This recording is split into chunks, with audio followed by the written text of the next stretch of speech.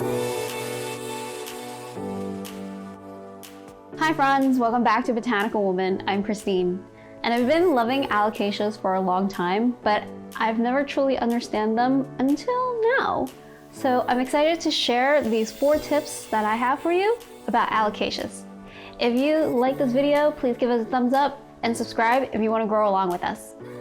Tip number 1 is spider mites. Alocasias attract spider mites like crazy. I highly recommend that you put systemics, this is the systemic granulates that I use, and add them to your potting medium before you see them, just as a preventative. And also have a little insecticide spray ready. Tip 2 that I have for you guys is about watering. So different alocasias have actually different thickness of the roots. So the thinner the roots, like this little miniature or dwarf poly, the roots are actually quite thin. So overwatering can happen really easily with this plant. So I would watch out for that. But a plant like this Regal Shield has super thick roots, is less likely to be overwatered. They do prefer to maintain evenly moist, which is why I put them in this self-watering container. And so far the experiment's going pretty well. I'm using ponds as the medium, which is basically just tiny rocks. And it seems to be, allowing a lot of oxygen to enter the system. So this is like a brand new root that just came out.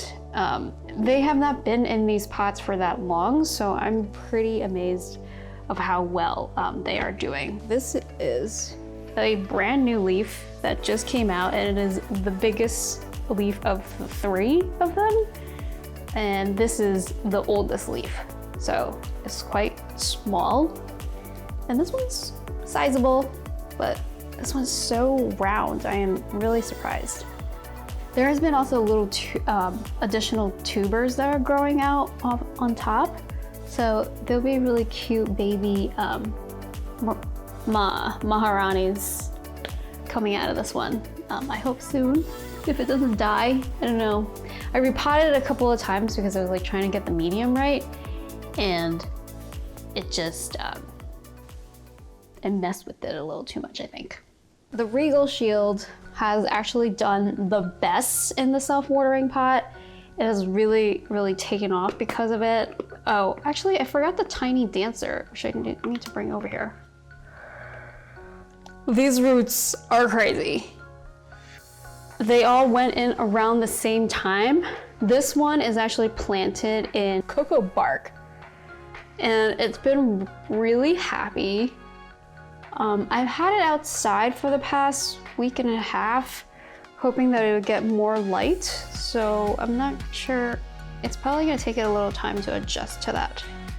Taking this out does make it a little bit precarious. I won't crush any of the roots. Let me go get my tiny dancer real quick. I'll be right back. So yeah, just wanted to point this out with the spider mites. I think it gave it yellow, I guess, tips.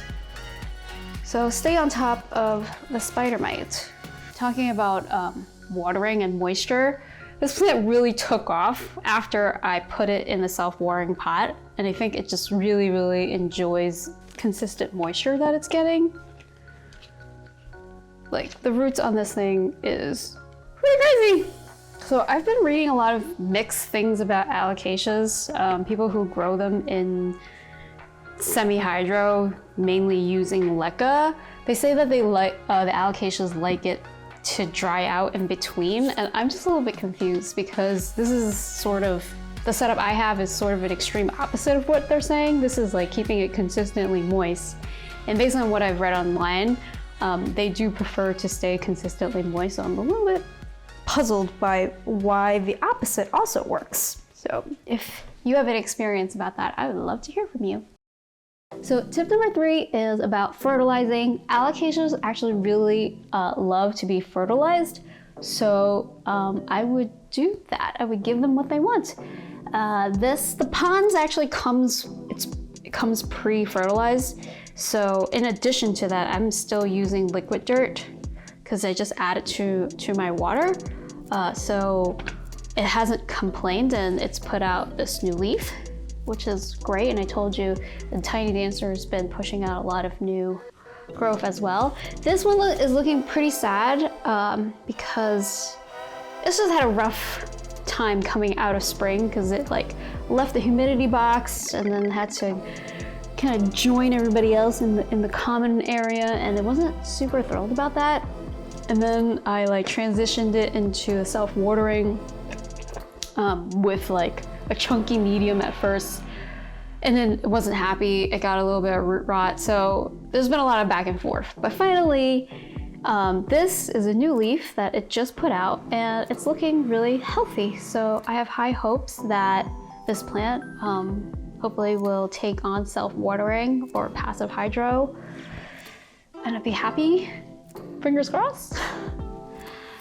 This was actually my first Alocasia, and I don't know, I finally feel like I understand it a lot more, which is nice. And I hope you guys will get there too.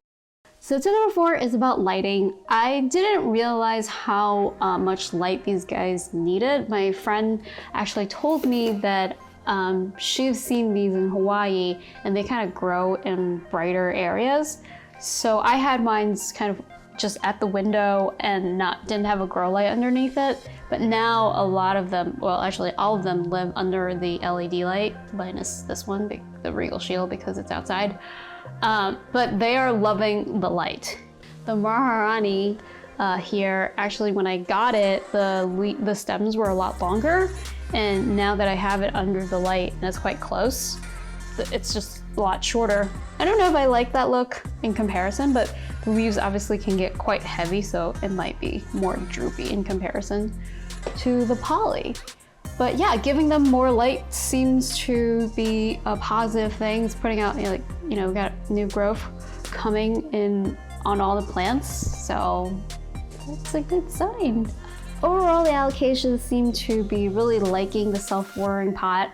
I think having a consistent, moist environment is really helpful, and staying on top of the spider mites has really helped. And yeah, good lighting.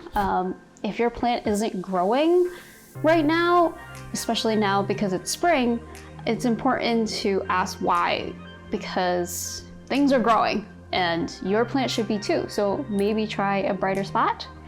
Let me know how your Alocasia is doing. I'd love to hear from you guys. I hope you found this video helpful, and until next time, happy growing.